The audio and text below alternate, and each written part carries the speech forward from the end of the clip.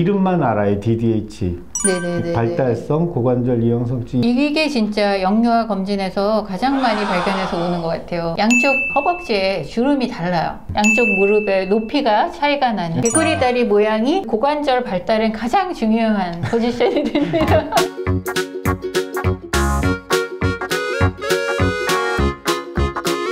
네, 안녕하세요. 의사들의 점심시간입니다. 두 번째 주제는 네.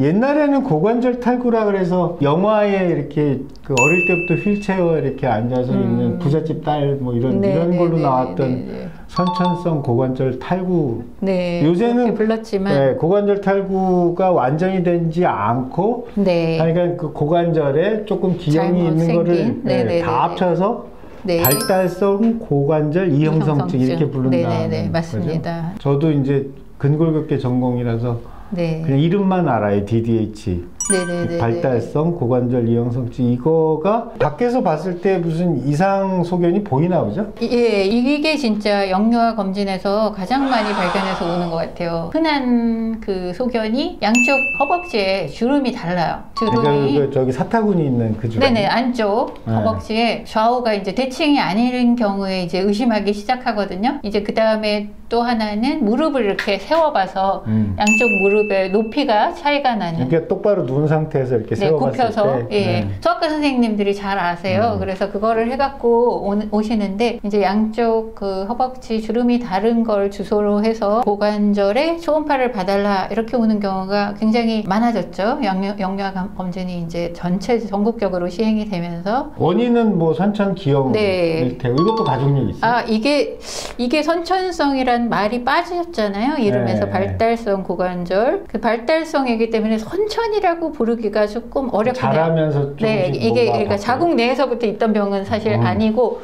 왜냐하면 이게 그 고관절이라는 게 공이 이렇게 소켓 안에 들어있는 그런 모양으로 생겼죠. 보렌 소켓 관절이라고 이제 대표적으로 부르는 관절인데, 그래서 볼이 자꾸 소켓을 자극을 해야 이게 제대로 발전을 하는데, 모양이 모양이 이게 엉성하게 볼이 소켓 안에 제대로 못 들어간 상황이 되면 살짝 빠져 있다.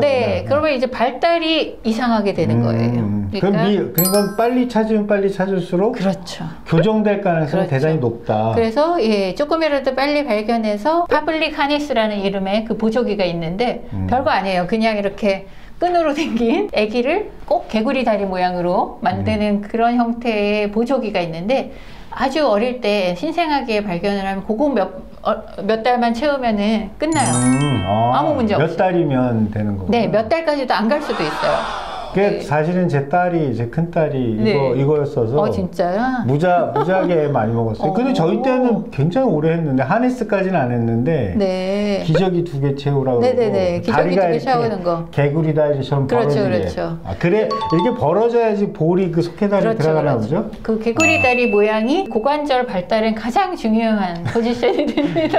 가장 민망한 포지션인데 성인으로 하면? 그래서 아기들이 사실 애매모호한 경우도 있거든요. 정형외과 선생님이나 소아과 선생님이 그 검사를 할 때 그 허벅지 주름 다른 것도 있지만 이 딸깍딸깍 소리 나는 그 테스트를 해보시거든요. 바를로 테스트. 바를로 오톨라니 이런 이름이 붙은 그런 테스트를 하면은 딸깍거리는 소리가 날 때가 또 있어요. 그러면은 우리가 이게 애매하다. 진짜 진단을 이렇게 해야 되는지 아닌지, 그럴 때 대부분 엄마한테 기저귀를 2개씩 채워보세요. 왜냐하면 그 위치로 해야지 개구리 다리 모양을 유지하는데 가장 좋기 때문에. 그래서 불안하실 때는 사실 기저귀를 2개 채우는 방법도 나쁘진 않습니다.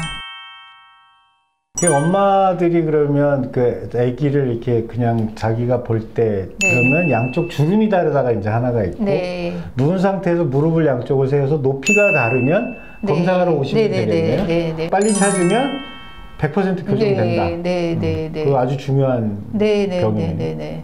그래서 대부분 그 허벅지 주름 때문에 오는 경우가 많고요. 그래서 초음파를 하는 게 이제 아기들은 거의 이제 시작 단계가 초음파예요. 이것도 초음파.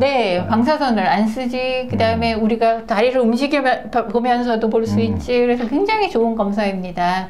이것도 또한 초음파에서 괜찮다고 한번 해주면 또 잊어버리셔도 돼요. 아. 네. 이것도 그러니까 그 어른들은 뼈기 때문에 안 되는데 어린애들은 연골이라서 그렇죠. 보인다. 연골이 초음파로 거가 보면. 보이고 그 대퇴골의 머리가 뼈로 바뀌기 시작하는 게 이제 한 3, 4개월 때 시작되거든요. 그래서 우리가 한 이제 3, 4개월 이후에 6개월 정도 된 애가 의심이 된다 그러면은 사실 엑스레이를 찍어도 돼요. 엑스레이에서 이제 그게 뼈가 이제 보이니까. 엑스레이 싫어하잖아요. 근데 사실 엑스레이 한 장이면 되지만 나는 방사선이 싫어. 초음파를 더 선호하는 분이 진짜 많으세요. 제가 그 외래 보다 봐도 이 시기에는 엑스레이든 초음파든 진단적 효과는 똑같습니다. 어느 걸 선택하시겠습니까? 그럼 당연히 이제 그럼 당연히 초음파 하겠죠. 네, 우리 얘기라도 당연히 그럴 거 아니에요? 네, 방사선 그렇죠. 검사가. 나이가 더 들면 그럼 MRI를 해야 되는 거네요? 예, MRI는 한참 뒤에 이게 이제 처음에 초음파를 해서 대개는 진단을 하고요. 초음파에서 애매한 경우 분명히 있겠죠. 이다 아니다 이제 정상인 경우는 그걸로 한 번으로 끝나지만 이상인 경우는 당연히 아까 보조기를 차거나 아기가 이제 조금 커서 한 뭐 1년이 지나고도 계속 그랬다 그러면 사실 수술을 해야 되거든요. 이거는 늦으면 늦을수록 이제 수술로 갈 수 있는 가능성이 많아져서 굉장히 위험한 병입니다. 잘 자라지도 않고. 근데 이제 신생아기에 가까이 발견될수록 치료도 빠르고 조기 진단이 굉장히 중요한 경우이고요. 그래서 처음에는 이제 초음파를 해서 진단을 하고 진단이 이제 DDH로 됐다 그러면은 보조기를 하면서 보조기를 한 상태로도 할 수 있어요. 초음파는. 굉장히 편해요. 네, 그냥 채운 채로 초음파를 합니다. 추적 관찰을 하면서 보면은 되고요. 그래도 이게 교정이 안 된다. 완전히 탈구가 돼 있다. 탈구 상태로 교정이 안 된다. 그럴 때는 뭐가 그 안에 이런 지방 조직 같은 게 뭉쳐서 막고 있는 경우가 있거든요. 그럴 때는 수술을 할 수밖에 없게 되겠습니다. 근데 그래 수술하더라도 빨리 발견해서 빨리 하는 게 그렇죠. 그것조차도 왜냐하면 이게 빠져 있는 상태로 오래되면은 대퇴골두의 괴사가 되어요.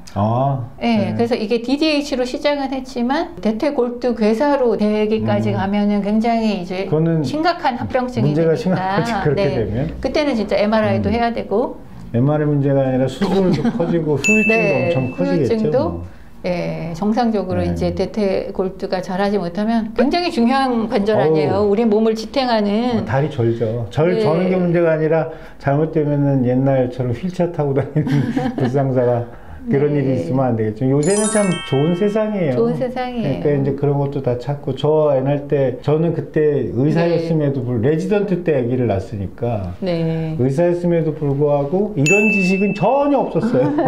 근데 저희 그 영상학과 때 저 은사님이 데리고 와서 초음파 한번 보자 그래서 갔더니 조금 DDH가 있으니까 정형외과 보자 그래서 봐서 찾은 건데 뭐 지금은 아무 후유증 없이 잘 그렇죠. 발견을 일찍해서 낳자마자 한 거니까 기저귀 2개로 기저귀 2개 맨날 많이 업어주라 그래서 허구한 날 업고 다니 없는 것도 이게 개구리다니. 그거 굉장히 중요한 포인트예요. 한국에 이게 적었던 이유가 있었던 거예요.